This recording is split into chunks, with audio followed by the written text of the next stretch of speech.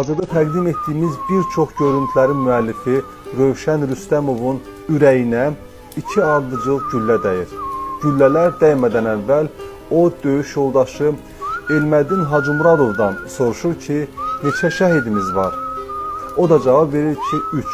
Bu zaman Rövşən deyir ki, biz də şəhid ola bilərik.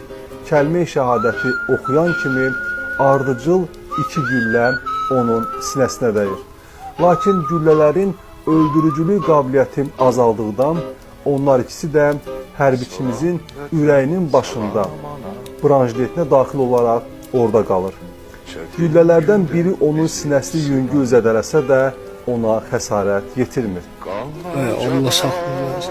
Yaxına gətirək. İşdən kinini, düz ürəyin üstünü. Var inşallah.